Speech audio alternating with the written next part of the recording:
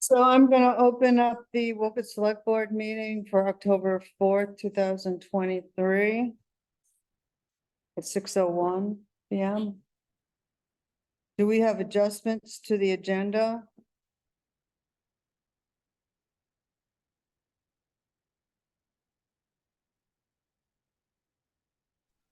Linda, the only adjustment was from Jim Holton, who you thought might come in for comments for the community.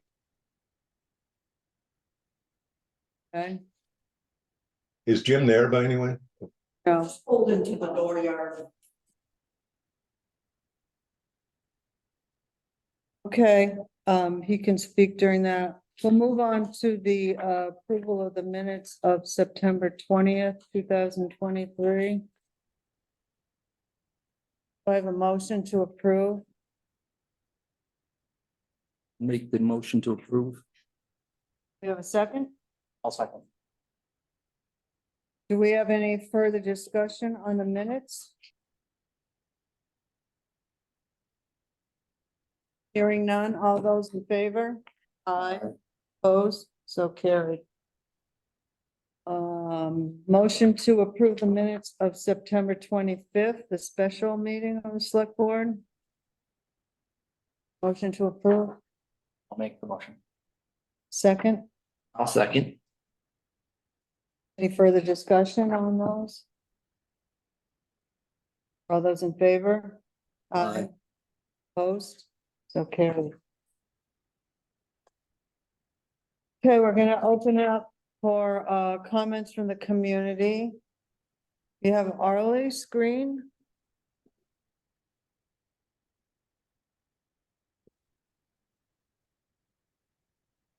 Yes, I'm here. Hi. Hi. My name is Arlise Green, and I'm a public affairs specialist with the Small Business Administration. And I'm here today to tell you about the SBA disaster loan program that we have available for homeowners, renters, nonprofit organizations, and businesses. The deadline to apply for physical damages for homeowners, renters, and business with physical damages is coming up on October the 12th. Now we have another program for businesses, which is called the Economic Injury Disaster Loan. And with this program, the business does not need to have any physical damages. The damages comes from the financial end. It takes about 6 months to a year before the business can recognize that this injury has happened to them. So the deadline to apply for that is April the 15th, 2024. That gives you time to kind of see where the injury is occurring in your financial areas. That's about all that I have. I'm going to open the floor up to any questions that you may have. So the SBA loan, is that, do you have a set rate for that loan? Well, the home loan can go as low as 2.5%. And for the business, it can go as low as 4%. And for the nonprofit organizations, it can go to 2.375%. And that on the nonprofit is a fixed rate. And the terms can go up to 30 years. And for a homeowner, they can get up to $200,000. With a business, it can go up to 2 million. The same with nonprofit organization, and if that includes churches, libraries, museum, any other nonprofit organizations that may be in your community. So does this have any correlation with, if homeowners are waiting for FEMA money, is this, to make up the difference, the SBA loans, or to make up that gap in funding Ah. for restoring? Yes, if you get, okay, you can go ahead and apply for the small business loan. And you don't have to wait to receive the funds from FEMA, but you do, whenever FEMA does provide you with funds, you will have to pay those funds back to SBA.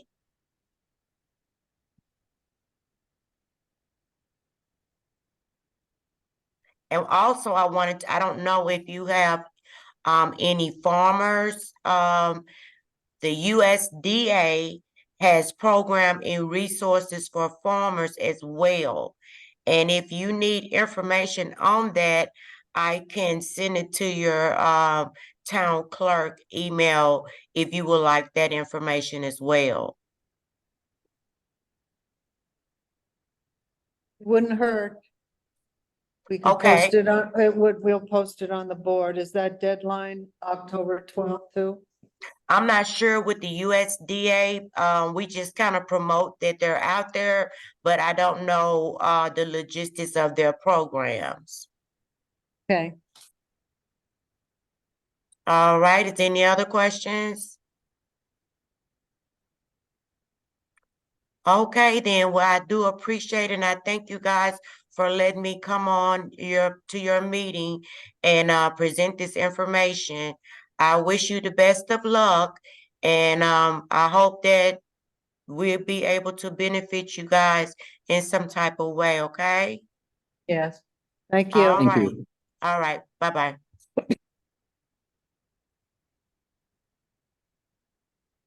Jim, I was gonna have you speak on comments from the community, seeing as you're not on the agenda. Okay, we haven't had any luck from the insurance companies that Alex Hill we filed with, and Terry Crawford as well. I can't get them to respond back to me. So we went and checked with FEMA today, and we're gonna need some help with filing with FEMA for our losses that we had for our equipment. I believe Kurt had a conversation with Melody today about what the town's responsible for and what we're responsible for. As far as the building and equipment and stuff like that is concerned. Who's Penelope? Alfie Doherty, she's on FEMA. Uh-huh. Yeah. So, I think Kurt, versus equipment versus building, you mean? yeah, Have you separated them out? yes. Linda, I can speak a little bit to this. If it's a good time. Yeah, I can barely hear you, Jim. You might want to step closer to a microphone. That would be great. there's one right here by Alan. So first off, I want to apologize to Jim for missing his meeting on Monday. I was in excruciating pain at that time. But actually it turned out to be beneficial since I've learned a great deal since then. So as far as insurance goes, as you know, there's two entities that we're dealing with. One is VLCT, which is our municipal insurance carrier, and the other one is FEMA. In the case of the fire department, the town actually owns the building, and so the town is responsible for any claims to the building itself. Now that would include the ServPro remediation. That would include any physical damage that happened to the building itself.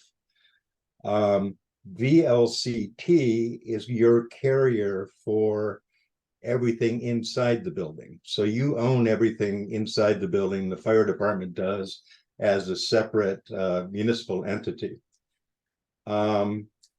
So the way the process needs to work is, I know that you have compiled a claim sheet probably, and had submitted it to VLCT. Is that correct so far? Yeah, I sent it in to Terry. Very good. Okay. So that's going to go into Terry and go into VLCT, and you're probably going to hear nothing back. But it is being processed. Now with VLCT, there's two things to know about. One is that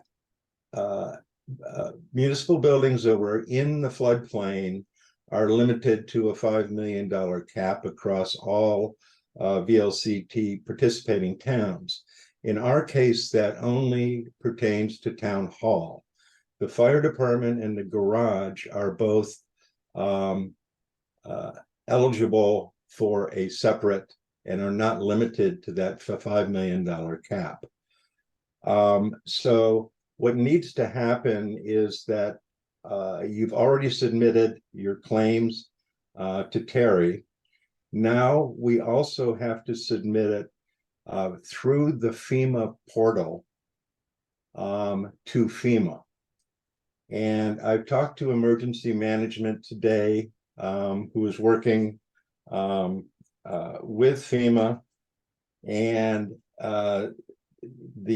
we got to jump on this process because we have to have a portal account open for you. Now, I have never opened a portal FEMA account, but Linda has. And so this has got some urgency to it. We need to open up the FEMA portal.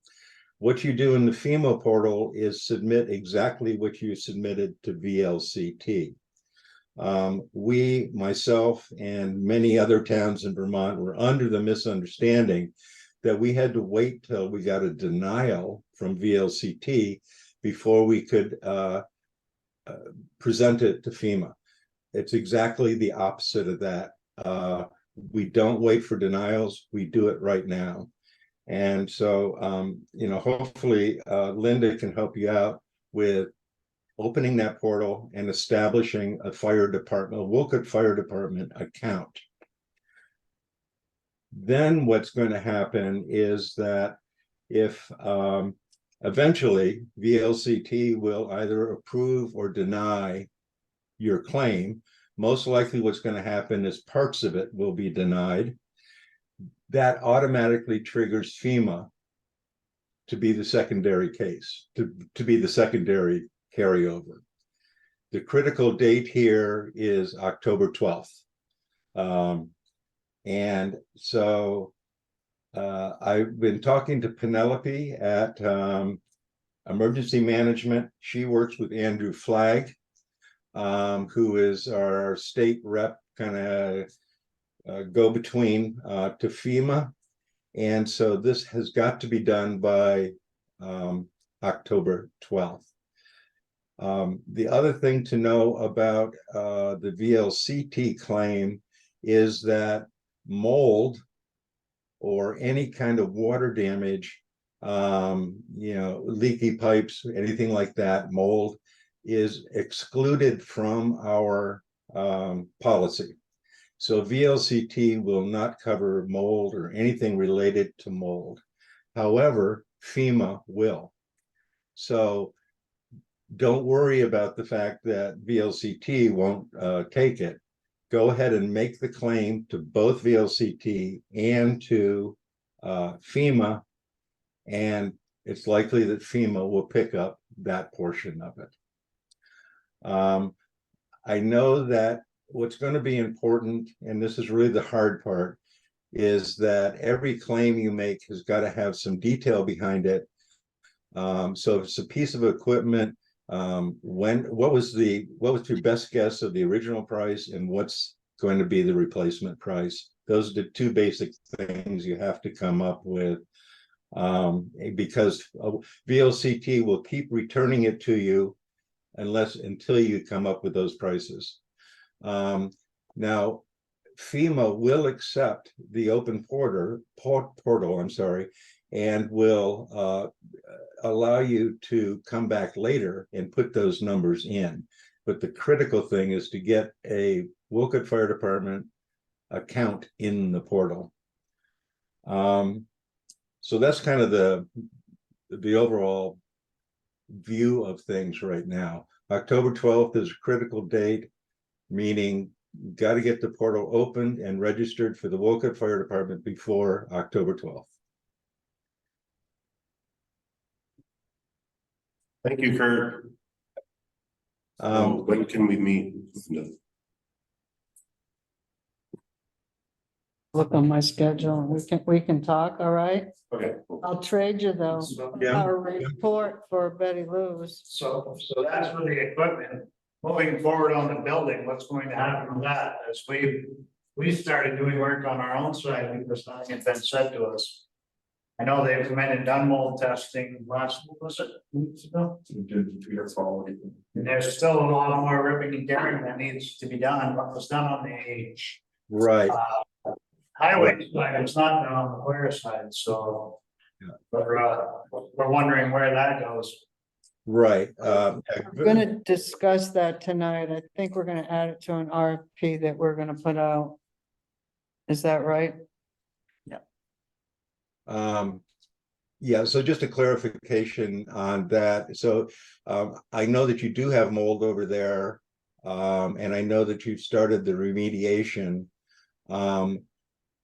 That the materials that go into that would be covered. I mean, it would be the town's responsibility to report that. And as Linda said, that would happen through an RFP. But right now, we did have a mold specialist come out, did some air testing and some surface testing. I was hoping the results would be back today. Very likely it'll be back tomorrow. But I don't know, Jim, if you know, the folks from the fire department that were there at the time, it kind of gave you the report of the fact that there is definitely mold there that has to be removed. Yeah.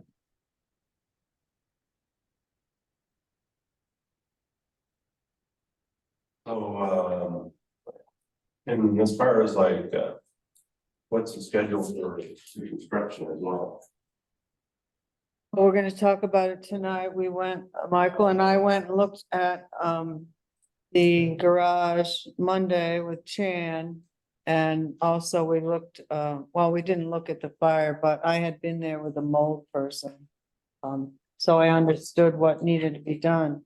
We just need to find someone willing to come out and do it. Do you know anyone that willing to do, we have, Michael wrote up an RFP of what we're looking for. Putting foam in there, you know, what to put back on the walls and so forth. And to complete the tearing apart as well. Well, yeah. Yeah. He really said, take down those take the bathroom floors out. He thinks there's water under there. Bathroom floors need to come out. And you have a lot of mold like in your office and stuff. All that needs to be taken out. Still need some more mold. Yeah. I know when we built the installation of this water running out of installation. So. I'll let Michael talk a little bit about, he's more qualified than I am to understand how it works, you know? Yeah, I didn't realize the demo hadn't been complete on the fire department side. I will add that to our RFP and see. I mean, at this point, it's gonna be whoever responds to that to come in and do the 2-foot cut. You guys did a 4-foot. We did 4 foot, we were told to do 4 foot by the insurance company when they were there. Okay. Cause it just made more sense to sheet on go back. There's one room that they were testing the mold. They said to go right to the ceiling with it. Really? Yeah. Okay. So Oh, I didn't hear that. The plan on, Go to the ceiling? that was right in the little tool room. Oh, We can't put them, they said go right to the ceiling with it, so that was still full of water. So, on the town side, the plan was to do, take the 2-foot cut that was there and go with a pressure treated plywood. And then put a tin panel, almost like a roofing panel over the side of it, because the town side does a lot more truck washing inside in the wintertime. I don't remember who we were there with from the fire side. You guys don't typically wash inside. we tried washing us, and it's fine, water. Right. I would think that pressure treated on your side would be fine, unless there's a compelling reason that you would want a metal panel on the lower end.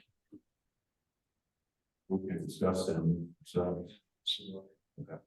Pressure would be fine, a little bit of you, so like, hopefully. They looking at like regular insulation or blown in? Check with like Richard. Yeah, yeah, as far as getting the foam done, I mean, there's a few people around that we can put that out to, but as far as the It's other, all as a package if we can. I mean, they would hire someone to do that. And that's including a air handling system No, that we talked about, separate RFP. no, that's different. but that's gonna be part of it, correct? It was something that we haven't discussed yet. That, we're discussing that tonight. And we're gonna be a good way to go. I mean, we can't make, Michael and I could not make that decision, so we're gonna discuss it as a board. It's something that probably should be moved forward quicker than later because they're calling snow next Tuesday. Well, we are, Well, at just. least I am, ready to move forward Just tomorrow. ready to go November 1st, because we gotta work. We've got outside walls with no insulation, Yeah. so it's gonna be nice. November 1st. You gotta get somebody in there before, you know. I know it's kind of a push, but. What was the paper deadline? You couldn't get it in the paper until, Right, it won't, we can't get it in the paper to come out until I think the 12th or something. So if we approve the RFP today, then it'll go in the paper and it won't come out till next Thursday. But I think it needs to go on the website, it needs to go on Front Porch Forum, it needs to be word of mouth. If you know any people that do that kind of work, we need to just get the word out there ASAP. You want me to meet with you after to set up an appointment? Work on it? We will, Okay. message. That's good. It will probably be Monday. Maybe Monday, we can, try to get all of our stuff away from walls, so like, you know, when they do begin to do.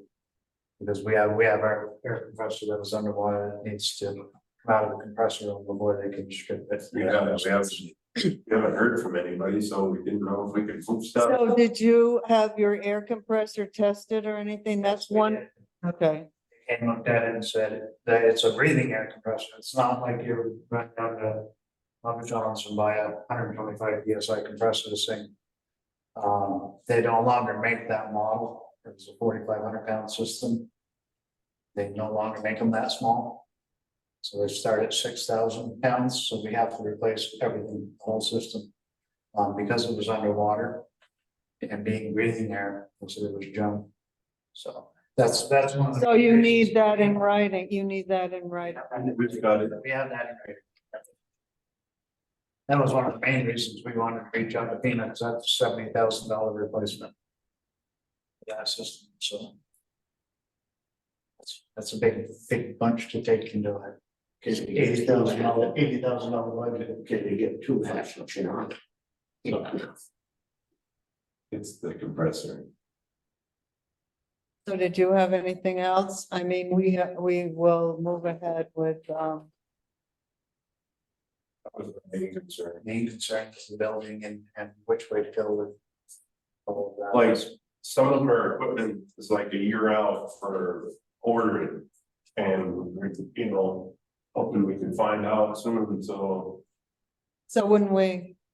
I mean, I don't know. You guys, that's all on you. You might need to, you know, take out a short-term loan or something. We're probably we're gonna start, figuring that out too. We have. Last time we had flood damage and we're gonna definitely have to take one out for a while for this one. Right. Hope that between the two of them, we get it covered. Right. If not, We want to find out, we're gonna get the money first, because if you're not gonna get the money, makes it hard to pass that on. right? We're trying to avoid having to pass that all on to taxpayers, so. I don't think you're gonna know by the time you need it. But we have to do an awful lot of coin drops. Yeah. Plus we have options.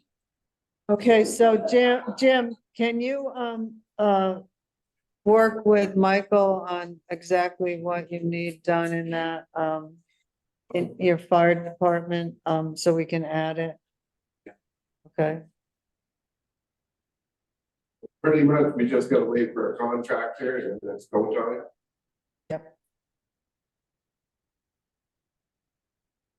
did you want to talk, Lucian? You came to listen? And listen. Oh, okay. Any other comments from the community? I guess, yeah, Linda, what if you, one of the insurance companies, they have fire adjusters. I know when David had his problem at his house, they recommended 3 or 4 people. And I know it's not a fire, Davis and people like but that. yeah. And he had quite a list. And they kind of listed the ones up top that they'd hire first. Contractors, you mean? Yeah. We could give one a hold of our insurance agent, he might have a list, I don't know. So our insurance is the Vermont Leagues of Cities and Towns that covers the whole state. So I don't know if they would have. But we can ask Kurt to call up and ask them if they have a list of contractors. Okay. Cause this ain't the first time, I mean. Probably won't be the last.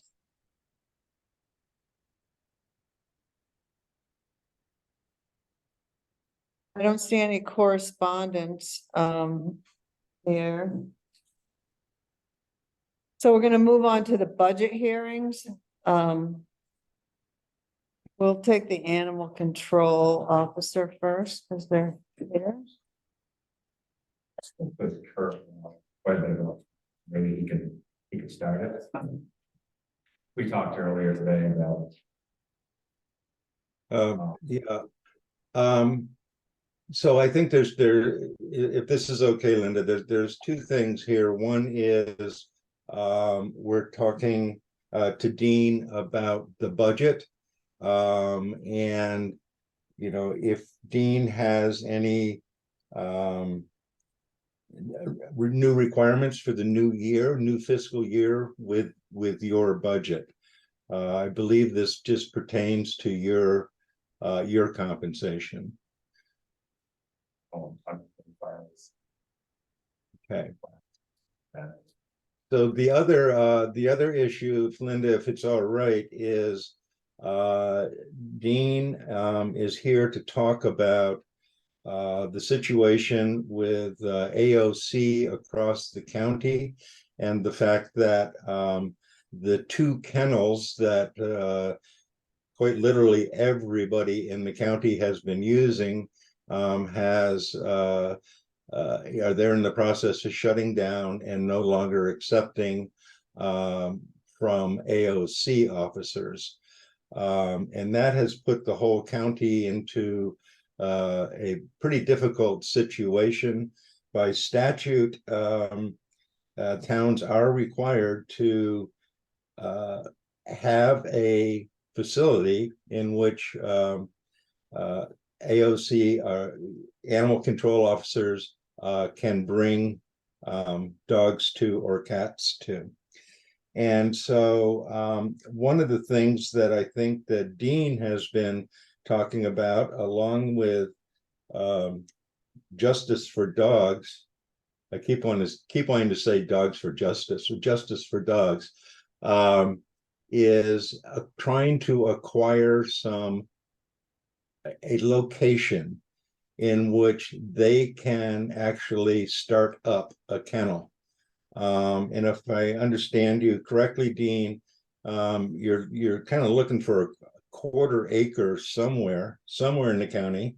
Wolcott being. Well, yeah, so it would have to meet zoning regs, and I'm not sure if you in the village, it's small, outside it's 2 acres, I'm not sure, so you can't. I did speak to him a little bit about that before. I mean, the more of the land, the better, obviously, because we like to put a fence in for the dogs to be able to come outside and to be able to work with the animals and stuff. Right now, it's pretty much strictly, I mean, dogs and cats.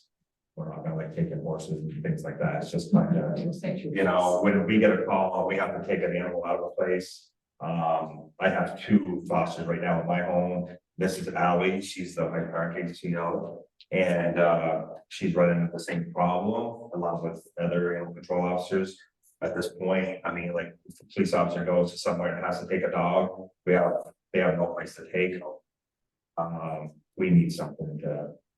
And I was These, thinking, so would these dogs be barking? I would imagine probably some of them do.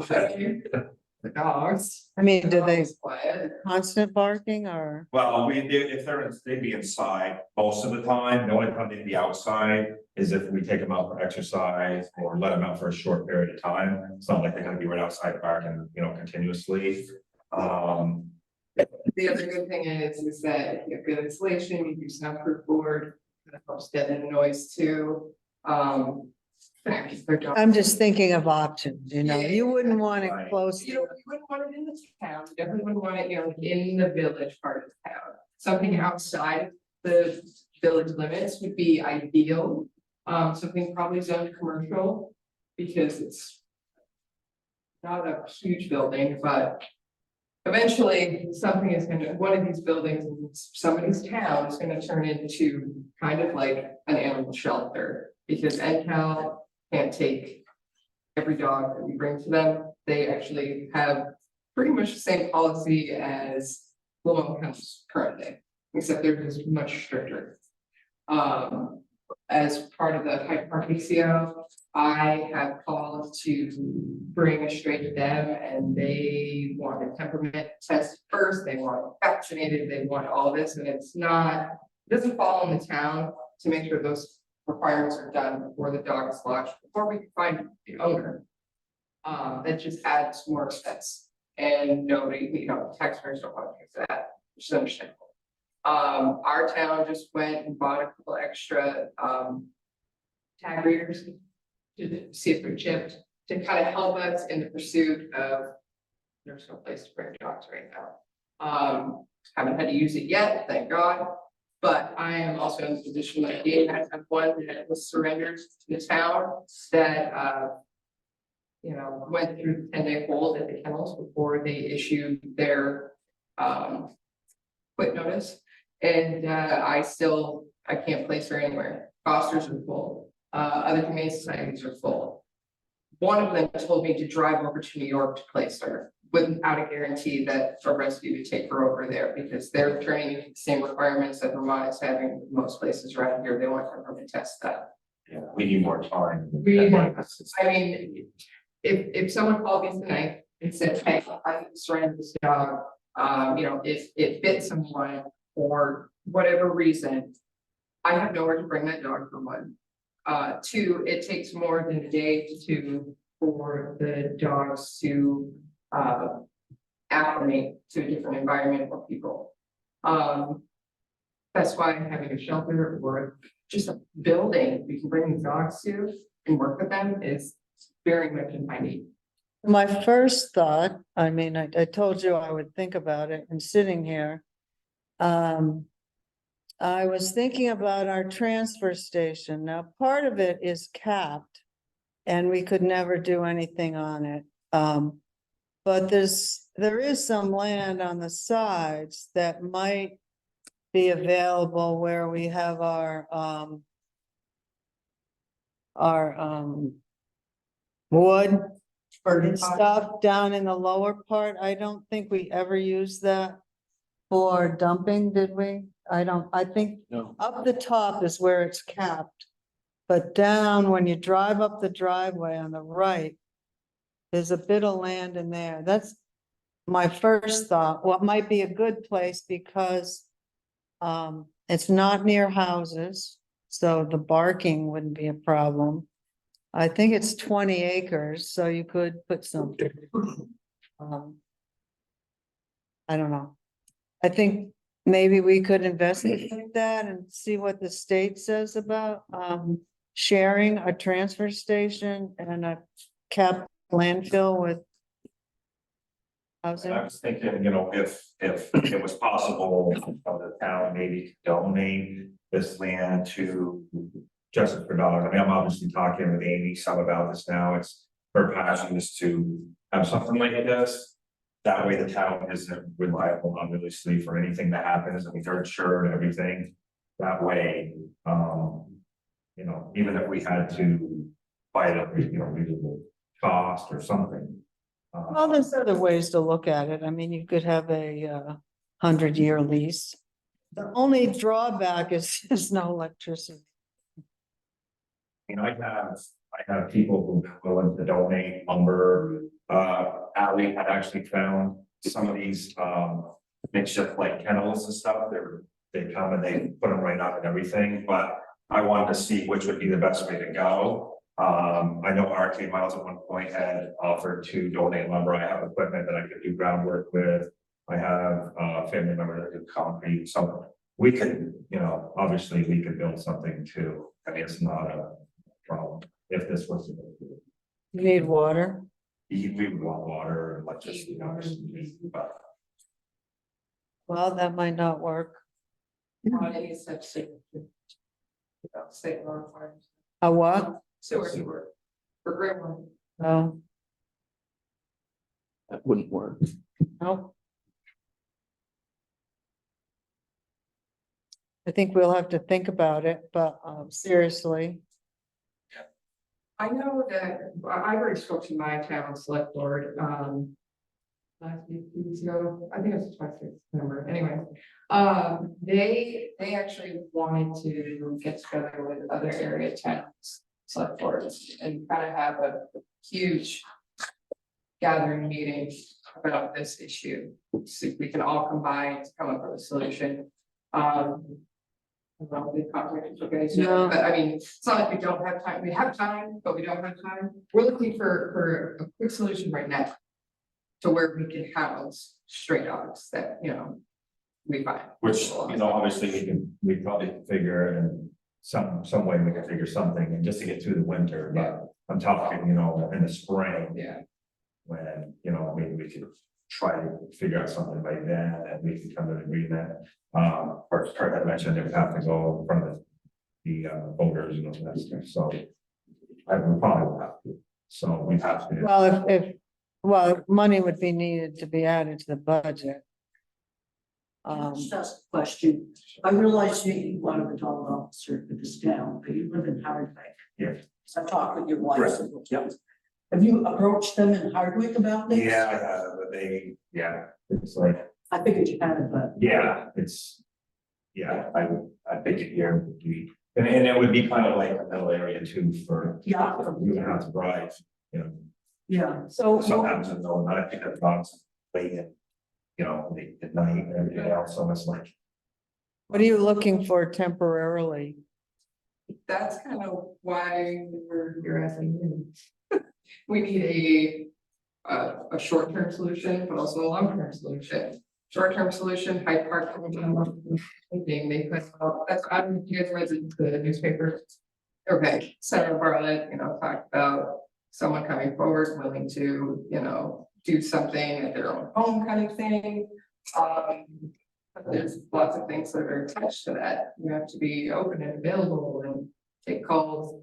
Pretty much 24/7 kind of thing. Not many people want to do that. So far as I know, nobody stepped forward to say, hey, yeah, I'll house a Mr. Dog brings me.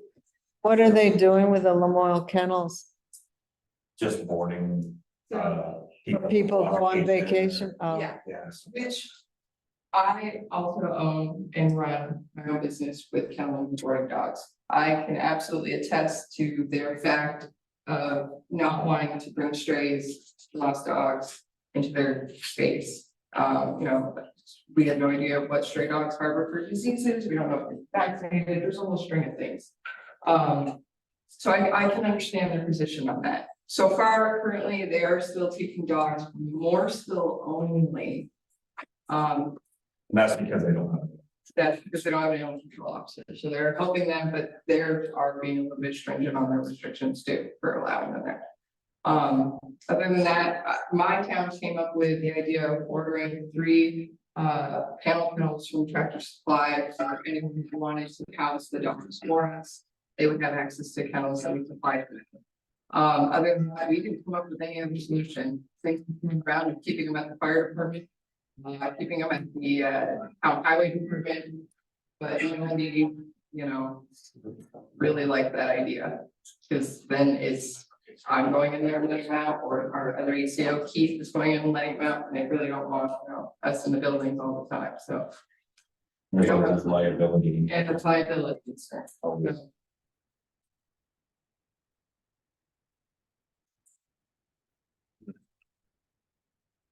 Any other suggestions you might have? About the old barn, Bus bus barn? barn. I thought about that. I mean, it's temporary. There's there's power, Right, there's no water, no sewer, but it's temp. right, yeah. I mean, you could put kennels in there for maybe a couple weeks till you get your feet under you. What do you put in there in the winter, Chan? We just have our old equipment there, where we don't, summer equipment that we don't use, we put in there. Which is, I can see the York can. Stuff we don't need. so you don't put the grader in there? No, the graders usually we're here because we have to use it to move lines. Use the. There in case, something goes down, and still need a truck for that. So you still have half the shed, it's not even used. Well, you wanna take a look at that backside, because the last flood that got real bad, it started off with that. You got no everything, I might be able to get in there, I'm not prepared.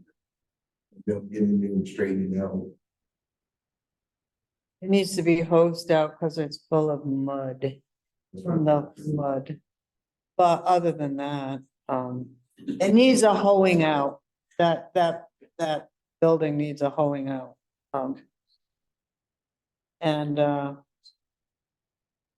But in the center, there is, I mean, if you want to take a look at it, say tomorrow. Sure, and take a look at it and see if something we can temporarily or something. I'm trying to get our sander out of there. Is it something that, is it heated or how? No, it's just an open it's not. barn. It's not. Oh. That's just. Yeah, that'd be a problem. Except there's electricity. There is electricity in there. Obviously, we have to do low construction and. I don't know how much you guys want us to do in there, but.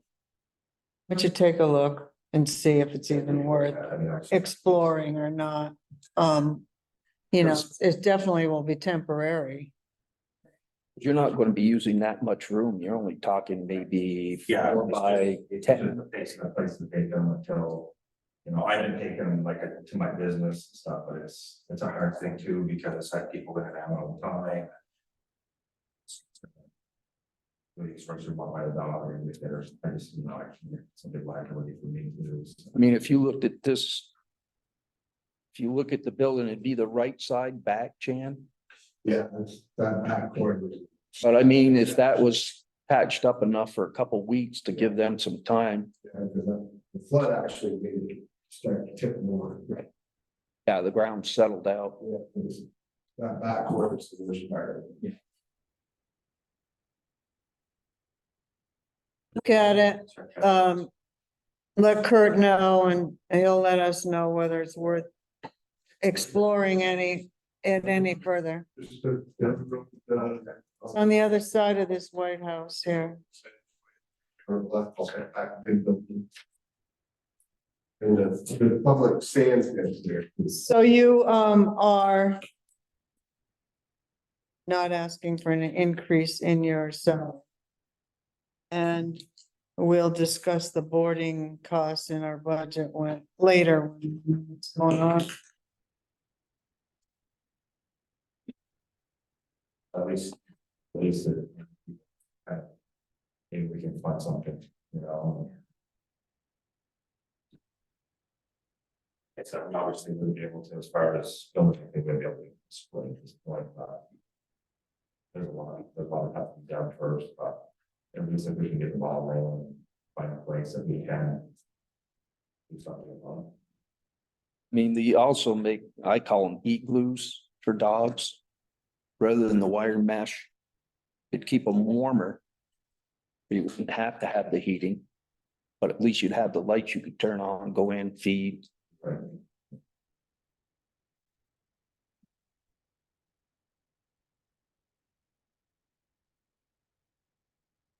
Right, we'll look at that, and then, like I said, we'll, hopefully something will come up as far as a place to do something. In the spring.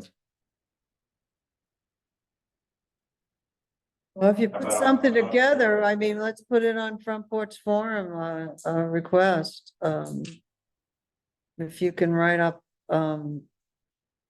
just some particulars, so I know what you're looking for. The town can put something out there and see if we can find anything. Good, yeah.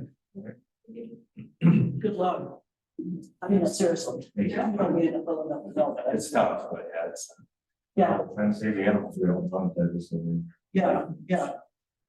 I mean, I think if we put it in the newspaper too, I mean, a lot of people are not gonna look at front page forums, sure, a lot of them. But I think, you know, if you put it news and citizen and word of mouth, I mean, you know that. Like Deb's place, put on Doggy's Day out and you're there, and I was helping my sister. A lot of people will support them. I really believe in that. I think so, I think you get it right. If we could find a place where we could. Yeah. And Amy Touchette, she's, I think a lot of people respect her, but they do.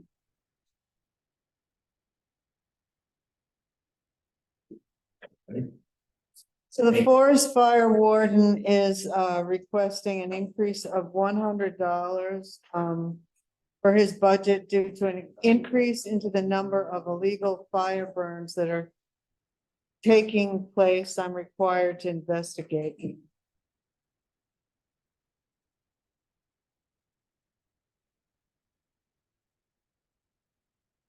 And the health officer is is level funding, the same as last year.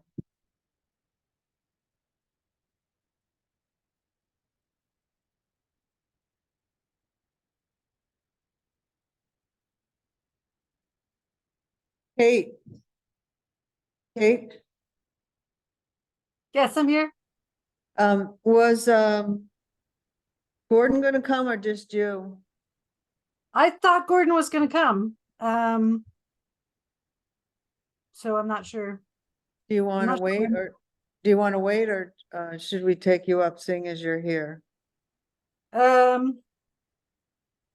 I'm happy to answer any questions about this, both the easement and the stewardship plan. So yeah, I'm happy to start. I don't know why my video is not working. I apologize for that. Unless you can see me. No, No, that's sorry. all right. So you should have all received a copy of the proposed conservation easement. I know the town attorney took a look at it. This would be, so the current plan is for Trust for Public Land to direct Rhoda Bedell and to direct the Bourne family to convey their 2 parcels to the town after we have conveyed a 1.6 acre parcel to Habitat for Humanity for the affordable house lot on Route 15. And then the town would convey a conservation easement to Northern River Land Trust and Vermont Housing and Conservation Board. So there is a notification requirement about that, and I can send you a draft notice that just needs to be 30 days in advance of closing. So maybe sometime in November to notify your citizens that you're conveying out an interest via the easement. It allows forest management, it allows recreation. It does not allow ATV use. It does allow snowmobiles if you want them allowed, which is part of the stewardship plan, so that is one of, your choices. No subdivision, it has to stay at least 75% forested. It has to have a management plan that is approved, at least every 10 years. You have the right to, build up to 2 parking lots. And we did add in special language in the easement about the wastewater pipes, which I did ask Stone Environmental to take a look at that language, and they made one adjustment to it, but otherwise they think that easement language around the wastewater project fits fine with what they have planned. It has 1 special ecological protection zone around a temperate acidic cliff, which is over on the Bourne parcel, and is a rare natural community with a bunch of the rare plants there. So it's just about 2 acres that they kind of don't want any forest management or any trails anywhere near. So that's 1 special spot. And then there are kind of special water protection areas around the vernal pools, the wetlands, and the streams with buffers around those. So I'm happy to answer any questions around the easement or around the stewardship plan that Gordon presented last meeting. Wondered what an example of a non-commercial recreational means.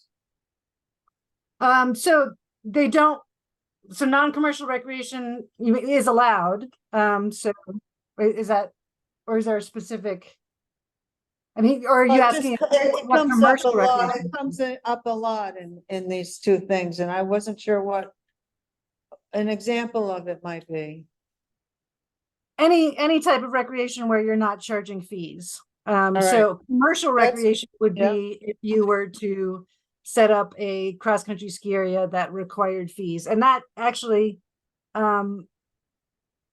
could be considered a place or an example at the like Catamount Community Forest in Williston, where they have a separate nonprofit that grooms cross-country ski trails, and they charge a fee for use of the groomed cross-country ski trails, but you can't charge for pedestrian access, so snowshoeing or walking or hiking or dispersed access. So dispersed access is guaranteed, but they don't want to kind of have a money-making recreation kind of institution as part of this. Okay, I was trying to figure out what non-commercial recreation was, but so thank you for that. Sure. The other thing that, This is Gordon. One thing to add to that, and Kate, this is, correct me if I'm wrong, but I think the point of it is that the idea is it's public land that's open to everybody, so we can't put a fee around it that prevents people from coming to use it. Correct. So that would be the in terms of why it's non-commercial, right? In terms of the prohibition against any commercial use. Right, and there are fine, kind I of was examples. just thinking, I would just needed an example, that's all. You gave me one. Tom, There are also examples where you can host like a concert that you charge people to come to the concert, as long as it's like not every single weekend you're having an event that costs money and would otherwise not allow the general public to be using it. So once in a while you can have something that costs money that's special and kind of interesting, like a concert. right, I read that in here, that you could do that. I didn't have any other questions. Dan? But, is hunting gonna be allowed on this land? That's part of the forest management can decide that or not. The Stewart Forest Committee will be deciding and bringing those things to the select board. Linda, the question was about hunting? Yeah, Yeah, so the intention at the outset is hunting is allowed. And as I mentioned the last time when we talked about it, because of a change of ownership, right? Because it's now becoming public property, it becomes subject to a federal regulation that prohibits firearms within 1,000 feet of a school. So a portion of the land is less available for hunting than it would be if it was not public land. But at this point, we're not considering prohibiting hunting. Right, hunting is very much a recreational use that is in keeping with the traditional use, and people have interest in it. Does the board have any other questions before we vote of Kate or Gordon?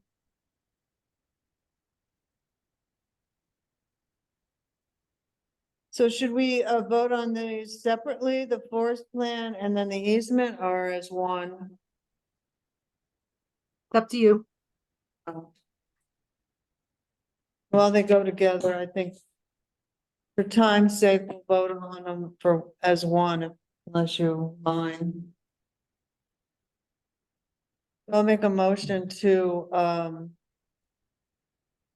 approve the Wolcott Stewardship Plan draft dated 9/7/2023, is that right? And the grant of development rights, conservation restrictions, and public asset access easement.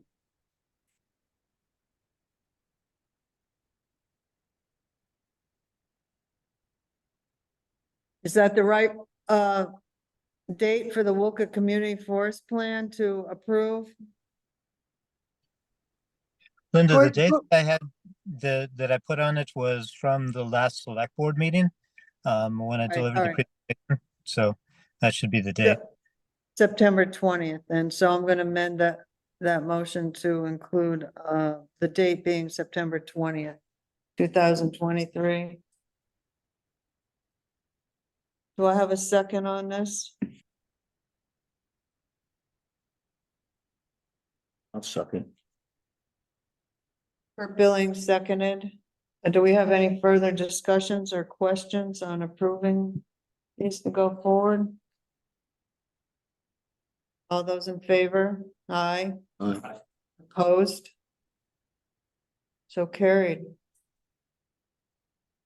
Great. We'll be in touch with final documents for your and your attorney's review before closing, which we still are hoping will happen in January. Thank you, Great. everybody. We thank you for all your work. You're welcome. Yeah, thanks for getting this done, you guys. Yeah. Thank you. It's a lot of work in there. It's interesting. Well,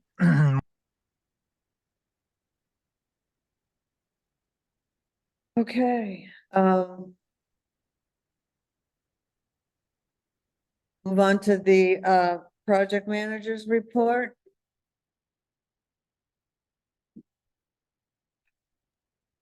Okay, really, my focus has been almost exclusively on completing the FEMA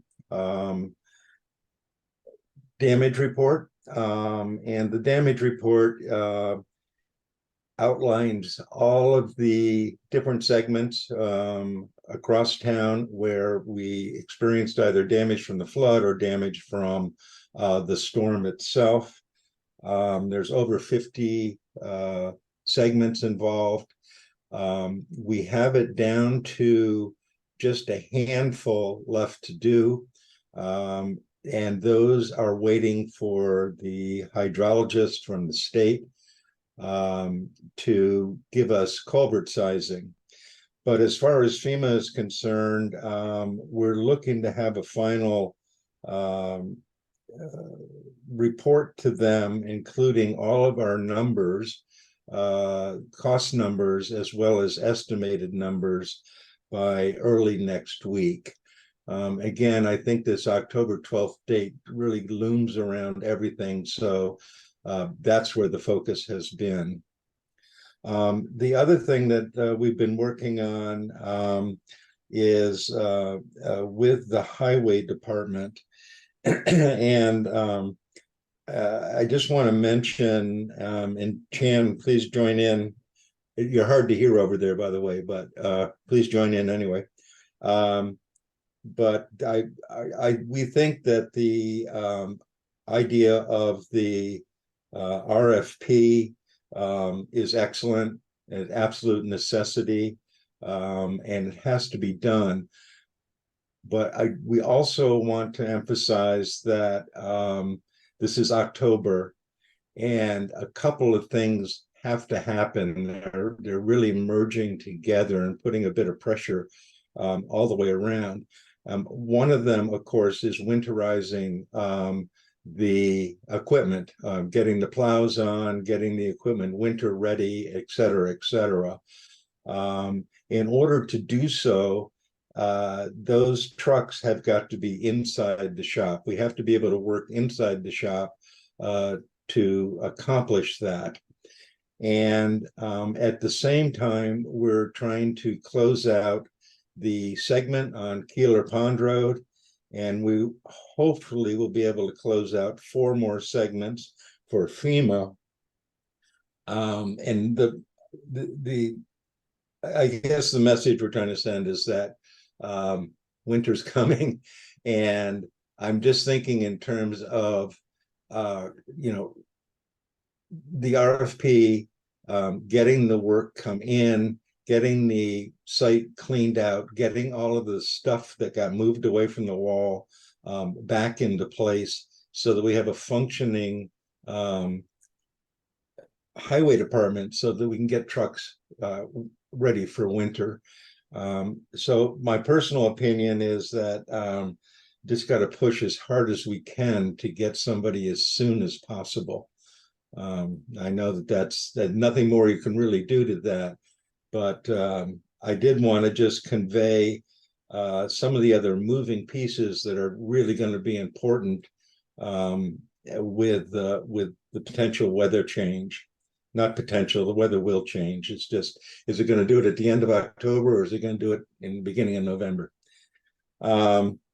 The other thing that I want to mention to the board is that Dylan did go up on the Pond Road with contractors today to get a sense of what it would take to hire out a contractor to complete the Pond Road, allowing the road crew to complete all of their other functions that have deadlines at the same time. And the bottom line comes down to, it would, for a contractor, the job would be about $10,000, and it would require about $6,000 to $8,000 in material. So let's say $18,000 to get that job done. And the job would really revitalize the Pond Road. And what I understand from the road crew and others is that putting that off to spring is probably a bad idea, because the road will definitely deteriorate over the winter. And I think we'd have a lot of unhappy campers up there. So I did want to pass along that we do have a willing candidate. We do have the right skill level, and we have a quote. But the contractor quote would be 10,000. And have you looked at the highway budget to see where this money will come from? I have been looking at the highway budget. I don't have a year to date. But yeah, I mean, it's class 3 is the most likely place to start getting that money from.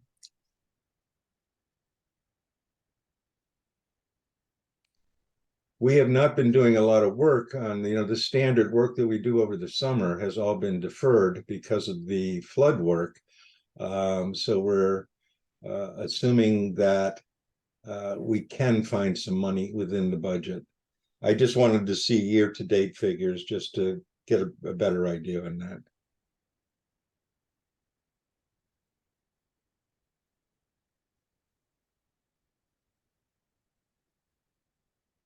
Well, Might we had 41,000 when we started the beginning of the year. right, in Right. class 3 construction. We right. had 2,000 in class 2 construction, but I just looked at the signed order for a culvert on the Wolcott Road, which is class 2, and that was like $6,000. Wasn't it? I've seen it. Other roads going to probably, they're really expensive. I guess. Linda or anybody, what would happen if we postpone this work until next year on that one? I don't know. I mean, Where is this area? I'm sorry, did Sounds like the whole. Where is the area that you're talking about? Is it the whole road or a section? So, That's I correct. think it's all the flats on top, right up through. I think pretty much the whole thing. By the time it's all said and done. That's true. Yeah, it's pretty much the whole road with a focus on the flats. The flats are where the worst problem is. I guess, Kurt, what would happen if, and I don't know where the area is, I'm just asking a question. What would happen if we took the grader up there and just rolled the cranberries over in the ditch? To let the water run off and then next year clean everything up? Well, we've been doing that. We've been doing that to the disgruntlement of the community up there. And it's the ditching. There are a lot of ditching has to occur. There's no So- ditches to put it in. So what's happened is we've knocking down the berms, but there's no place to put it because the the ditches are full of storm debris, which really can't be pulled back into the road. That's contaminated material, so it all has to be ditched out, trucked out, and then the berms.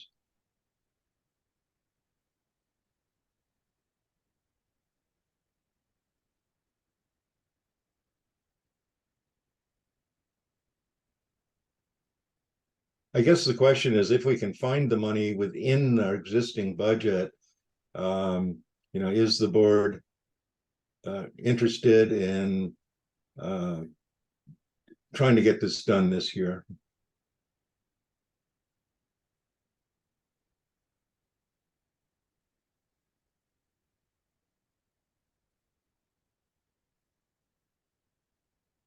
I'm not the only voice here. I certainly. Is it possible to do parts of it, like do the top part this year or something?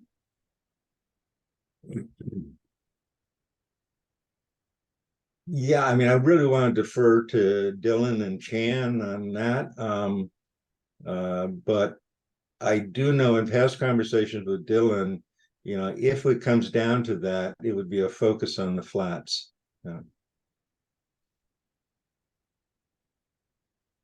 Because there's money and there's money. I mean, you can only have so much money, and we don't really know. I mean, Oh, 18,000. if you were to take from, I don't know if you know where Cutler lives. Shady corner. Right, that's what I'm saying. That's where Cutler's, Right around the other corner where the cut. up to the drop down corner. That would be a 2 mile stretch. We'll be all right with that. That 2 mile stretch. Probably right from the northern corner. Well, I would go a little bit further past the corner. It's pretty, that needs to be built up, I do know that. So probably from there, probably all the way over through the Cutlers at least. Yeah. Or you pitch down. Yeah. That's a 2 mile stretch. But is that what Dylan was figuring to you too, Kurt? I'm sorry, I couldn't hear that. Is that what Dylan was figuring to you too, from the Cushing corner all the way over through to Cutler's? Oh, yeah, I'm not exactly sure. Yeah, I mean, I can ask him tomorrow and we can, map it out in segments. We can do that. Because I would take care of all the flies. Right, I just hate to wait 2 weeks to, if we decide to move forward, we'll wait 2 weeks more. Yeah, 2.5 inches of rain coming this weekend. so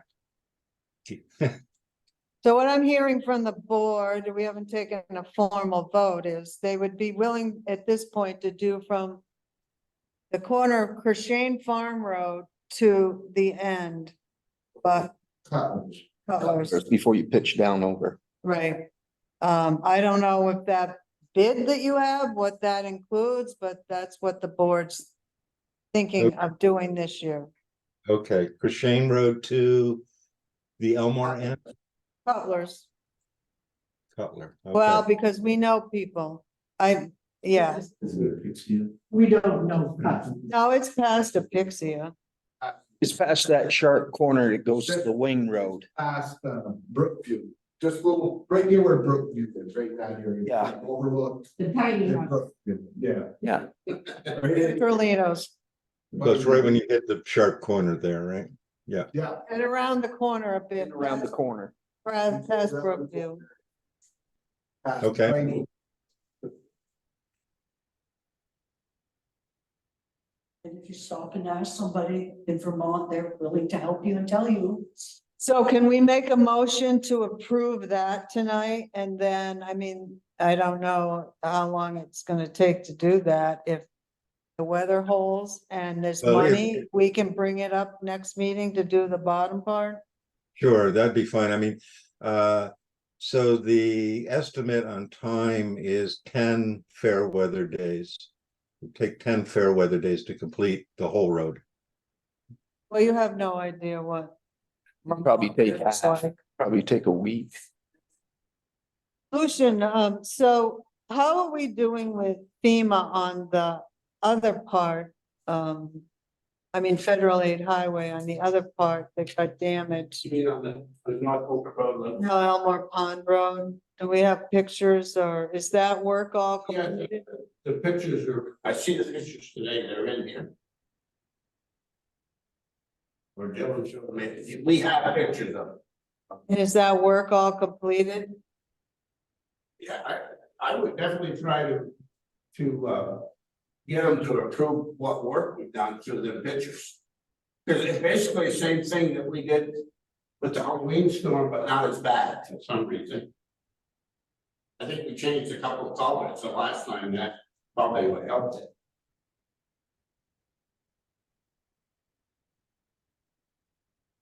I would definitely submit it as a claim.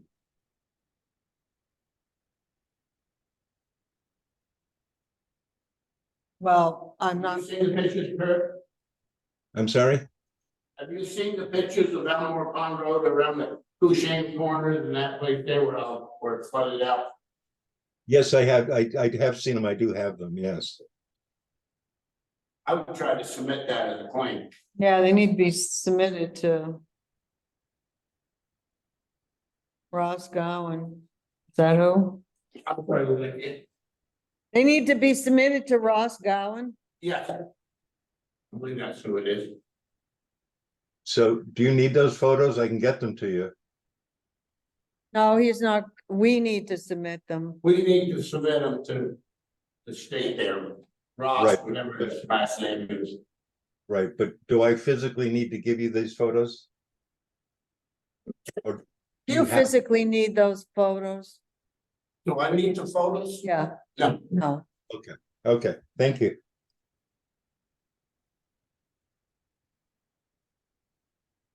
Okay, what does the board want to do? It's getting late here. Seth's been patiently waiting for us.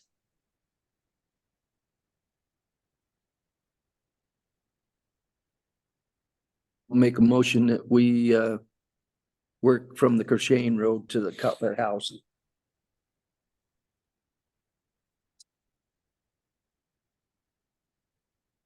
Any other discussion? All those in favor? I, Opposed? So carried.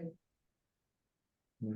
So we'll start with that section with, putting it out, Right, the sounds good, contract. sounds good, thank you. Are you set with your report? Yeah, that's it. Okay, I'm gonna pull Seth up. He's patiently been waiting here. It's part of my chair updates. Seth's here tonight. I sent you information on the Flatiron Road flood mitigation analysis. SRL is an engineering firm that we've used a number of times. They're working on the North Wolcott Road by your dad to save the recreation field there. Or actually to save the town highway. That's the whole idea. But they were with us originally when we put the engineering bids out. They came on the walk with us. And did not bid on us, but working with a Lamoille County Planning Commission, they immediately saw some ideas they thought would help prevent flooding in the future. Do you want to take over, Seth, and just kind of explain it? So I'm bringing this up tonight as a information session, and then for you to think about, because it's not on the agenda, and then if there's any motions of going forward, we'll have it next meeting. We have time to think about it. Seth? Sure. So LCPC had some funding through USDA Rural Development to look at options to reduce flood damages in Lamoille County because of the damage to Flatiron Road as well as the lower part of School Street. It seemed like that was a good use of the funds to look at if there were any options to deal with flooding, and that can be flood levels, the velocity and force of the water, as well as the debris, which I understand debris caused quite a bit of damage due to the debris jam that formed up at the LVRT bridge on School Street. This engineering firm has helped LCPC with flood modeling throughout the region. They're the ones who helped develop the flood mitigation projects in Jeffersonville, which have helped to reduce flood damages there quite a bit. So they provided their report last week. I forwarded it on to Linda, and they have sort of three general steps that, based on their analysis and modeling, could reduce future damages to Flatiron Road, and potentially also reduce the speed of floodwater and amount of debris that builds up on the School Street Bridge. So I shared that with Linda. I recognize I shared it before or after the agenda was sent out, and after it could be put on the agenda for the whole select board. But if the select board would like to explore this further, LCPC could join you at a future meeting. I could also ask the engineers to present their findings a bit more. I can provide you with a summary of the findings if you'd like me to keep going, or I can just stop there if you have any questions about how we got here. I'll just let them know, the board Okay. know, that there's 5 alternatives to pick from, or all of them. Alternative 1 is to remove the old bridge abutments from the river. Alternative 2 is to remove the old bridge abutments and 3 feet of material. Alternative 3 is to move Flatiron Road up the valley slope. And we've talked about that. Alternative 4 is to lower the road on right floodplain.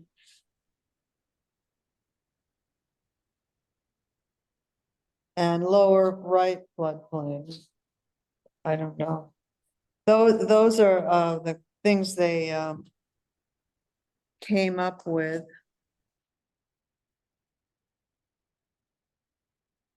So are you interested as a board of looking at this engineering report further?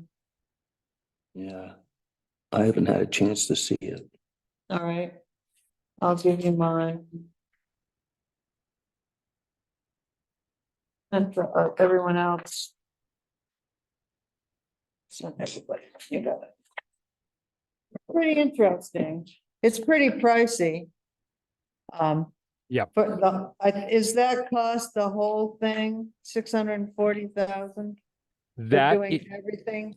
that is for everything except the relocation of Flatiron Road. Oh, But that does include the most aggressive removal of, both the abutments and the fill as well as the most aggressive floodplain restoration on the other side of the river. All of that, including relocating Flatiron Road, could be eligible for FEMA hazard mitigation funds.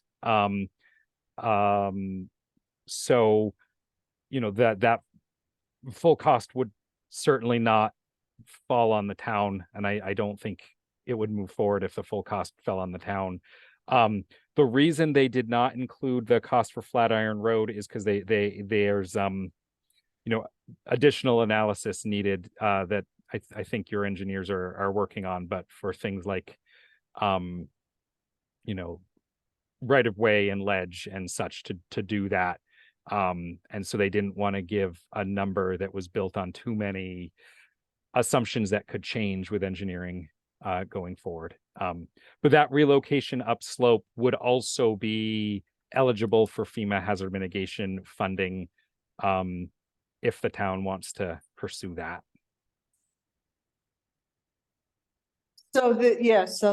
so if the rest of the board is agreeable to having on the agenda next week and have further discussion with the engineer, I guess I'd be very interested to know how are repairing Flatiron Road and moving it and this engineer and FEMA mitigation, how all that could blend together and those kind of steps.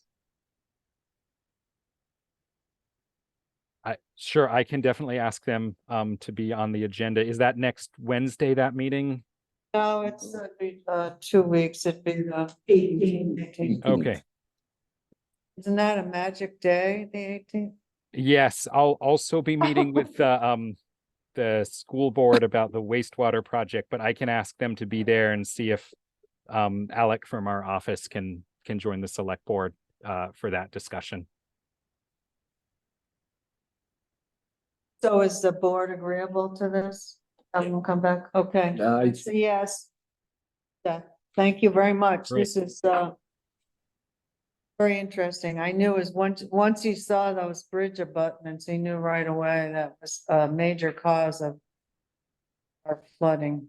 Yep. Continued flooding over Yeah. there. That's definitely part of what they found. Definitely. Yep.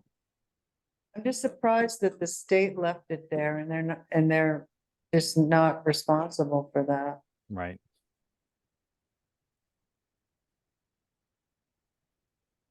Okay, have a good night and thank you for all your help. Thank you. You too.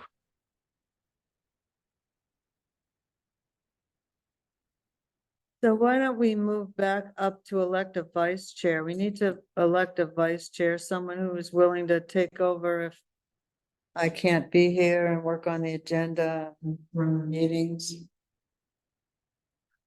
Have to be a board member. We have any board members that, I'm far too little. huh? I'm far too little. I wouldn't know how to be here. Wouldn't know how to fill your shoes on a temporary basis. It's They're pretty small. easy if you just follow. Huh? They're small. They're small shoes. I got big feet. Ain't gonna work. You used to be vice chair, for you. Yeah. And see how he got craft on.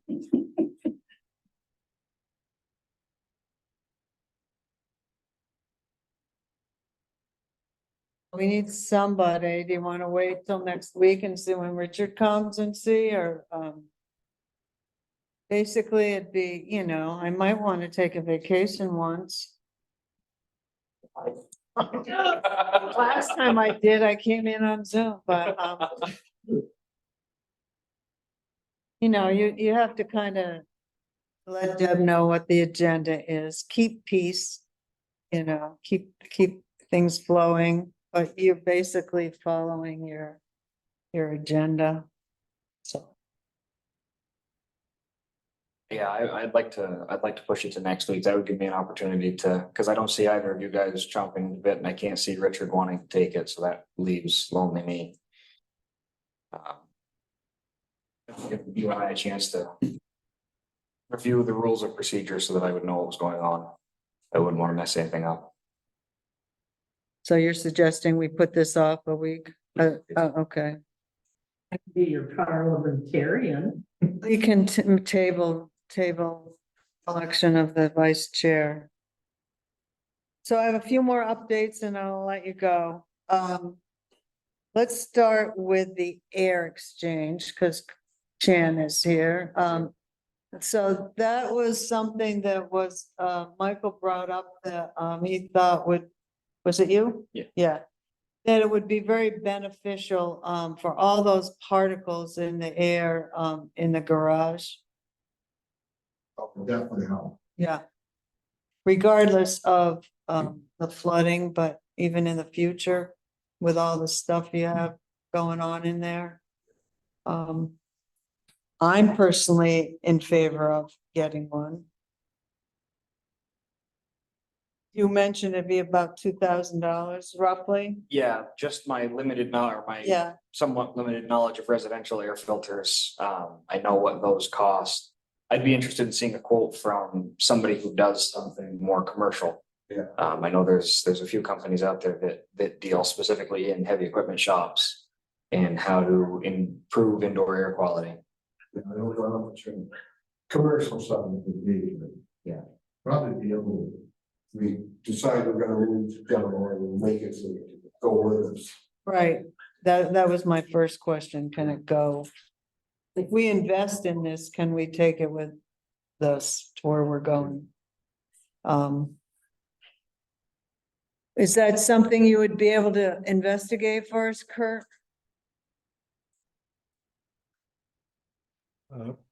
Yeah. Talking to me? Yeah, Yeah, yes, I can. Yes, I can. okay. I don't know if Michael knows any. A quick search on Google, the nearest place that I found was in Manchester, New Hampshire. Uh-huh. That does custom built. They would want to see pictures of the shop and dimensions and things like that. Okay, okay. I'm, because this is not flood related, I suggested that, we take some of the ARPA funds for this, only because it's important, I think. We have some money left in our ARPA funds. We don't really have budget money. I don't believe, or we're gonna use it all up for building repairs. So No. that was a suggestion, but we don't know how much it costs today. Now, this air exchange is going to take the air, pass it through a filter and bring it back in. There are the options that I've seen, there were a few different ones. They had air exchange where it did heat recovery and exchanged clean outdoor air and things like that. I think your most cost effective is going to be one that just exactly filters interior air. And that way we're not cutting holes in the building, we're not. It's a somewhat less permanent installation. Yeah, we have 2 or 3 where I work. They're not cheap. And it's a lot of maintenance. Filter? Well, ones they have is basically a bag filter that goes then into a particle filter. So your particle filter is maybe once every 6 months. But the bag filter, you basically have to dispose of it because it's got all the bigger contaminants. Mhm. And how often is that? They change theirs once a week because they're buffing or grinding the tools. Here it may be once every 3 months. Because you're not gonna have that big of particles. No. Well, in other words, your coffee roasters, I changed the filters and stuff, It's not hard, but it's maintenance. like a furnace filter, and out.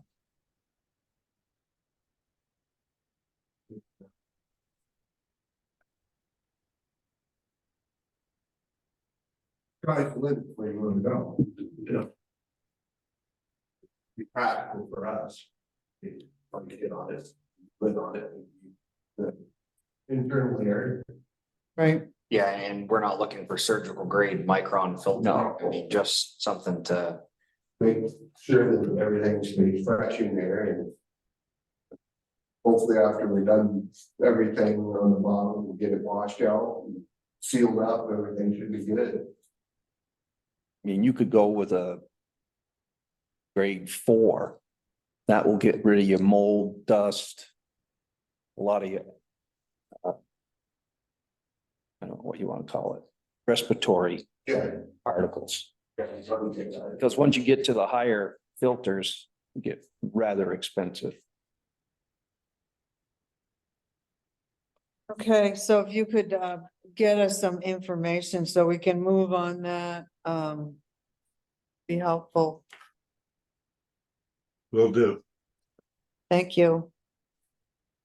Pretty much we'll just be waiting on the contractor to do the bottom out. Unless you know somebody, yeah, If you ask for it, do, yeah.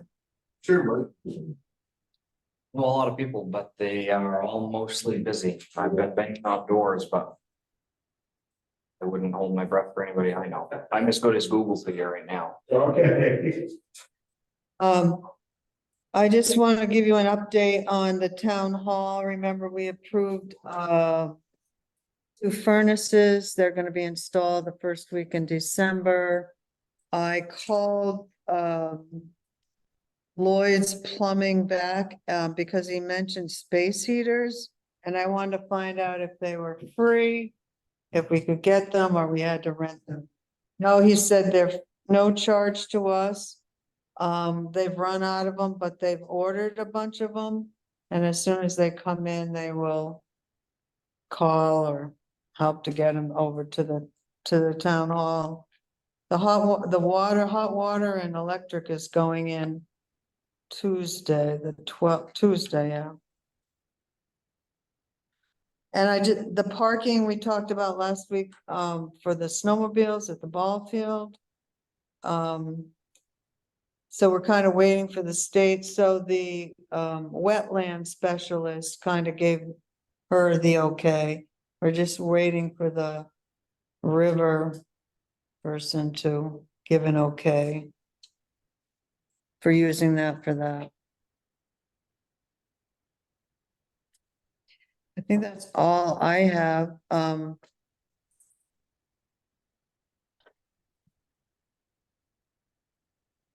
Other than, I guess we just need the board's approval that we put this RFP out to get the work done in the garage and the fire station ASAP. Yeah, gotta get it. Okay. Michael, do some updates with Jim and email me and I'll put it in the paper. My biggest question is, when do we want the work completion date? Obviously, yesterday would be ideal, but November 1st. I don't know how much interest you're gonna have if you give somebody 2 weeks to complete a bid and complete the work. And us time to review it. I mean, because I'm assuming the way that this is gonna work, we're gonna get a bunch of proposals and then have to have a special select board meeting to say yes. I would, yeah. Well, it depends on the date it has to be in. That's why I had the 18th. And so that's a regular select board meeting. If you put it by 4 o'clock on the 18th, We'll be able to vote that night. yeah. And then the work completion. In my most recent draft is November 3rd. Given the fact that you guys are gonna have to fit in there. And it doesn't make any sense to move things against that wall just to move them back I outside. mean, I moved a couple things to get them off the floor, but you can do it. And screw stuff and you can move it real fast. So can we put November 3rd and then, or negotiable? Or does that, I mean, what if nobody bids and we waste our money? Is there some wording that gives us a little Hate to say it, week or something? hate to say it, when it comes deer season, you ain't getting nobody. Alright. Yeah, If you could get the insulation done. That would be the biggest thing. well, so. should We could do that. Yeah, Get the insulation done, that's where your heat's gonna be going. the only issue with that is we would have to separately find demo for fire department. Because the demo there isn't complete. And if someone comes in with a foam trailer, they're gonna want to shoot the whole building. They're not gonna make 2 trips. If they did, it would cost us more. Could you guys get it done in a week? He doesn't want to do it. He wants us to. Just, listen. Yeah. But Jim's not doing it anymore. He's not doing it. No.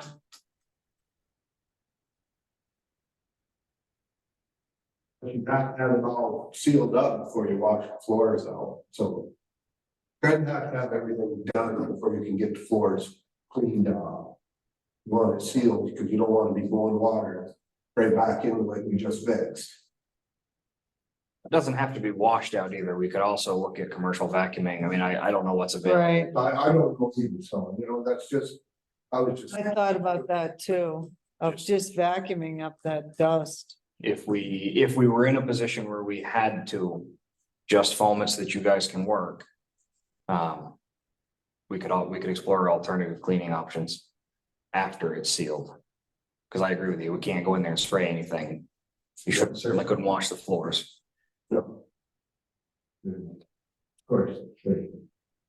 Usually we're plowing like mid-November, end of November, so it would have to be sealed up by then. Because, you know, clean the trucks and. Get that all done. So any way you look at it, probably better off having it all done in one big shot. Yeah, and if nobody bites on this, then we'll have to explore other things.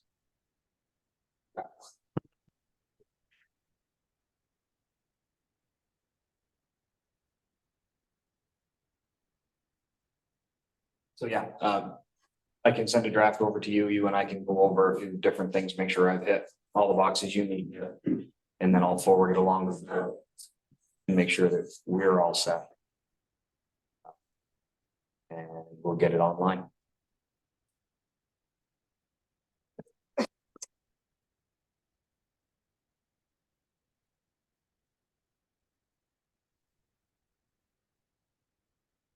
So North Wolcott Road's done.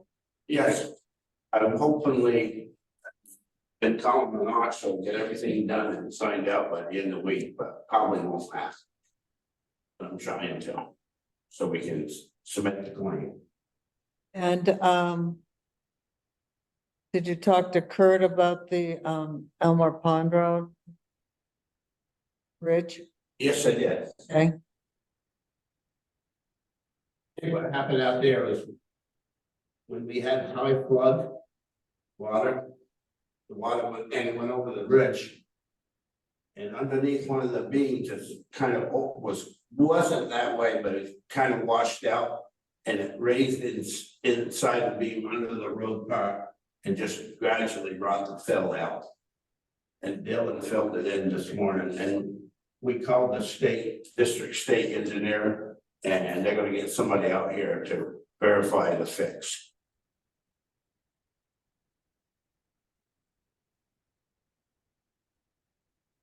Okay, anything else anyone wants to talk about?